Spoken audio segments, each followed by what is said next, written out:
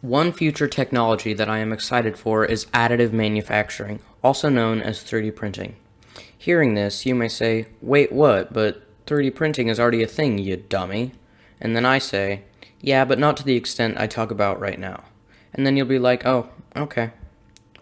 There are specific kinds of 3D printing that I want to talk about, such as metal 3D printing and concrete 3D printing.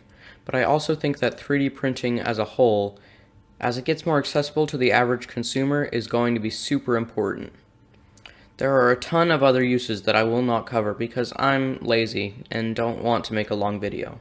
Some of these uses are organic 3D printing, where they can synthesize meat that's completely edible and in some cases even tastier than normal meat without having to raise, feed, or kill any animals.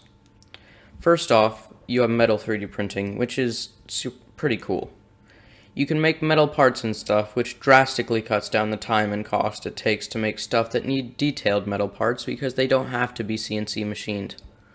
Plus, it reduces waste because with CNC machining, all the parts of that metal you don't need get ground off and become weird metal dust that is not useful for anything. I will be referencing this fact quite a bit moving forward, but these technologies already exist. They are just prohibitively expensive, time-consuming, and quite large. The second type of additive manufacturing I want to talk about is concrete 3D printing.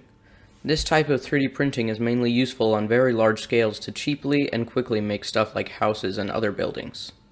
One concrete 3D printer can make a house in about a week, and that is being generous with timing. A fleet of these could build an entire neighborhood of homes for homeless or underprivileged people in just a couple of months.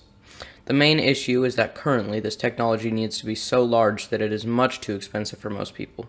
Since it is large, a traditional gantry system, such as the ones used in normal 3D printers, is ineffective. They have to use robotic arms. Lastly, I think that in general, as 3D printing becomes more accessible, it could basically change lives. Everyone could have a 3D printer in their house, and the possibilities of that are endless. Need a new part for a kitchen appliance? Go to their online database and download the part. Have it in a couple of hours. Want a new toy for your kid? Go to Future Thingiverse or whatever, print some free model, and have a new toy for a fraction of the cost of what they would charge for a similar item at Walmart. The possibilities are basically endless. With additive manufacturing, the limits are at our imagination, and our imagination goes pretty far.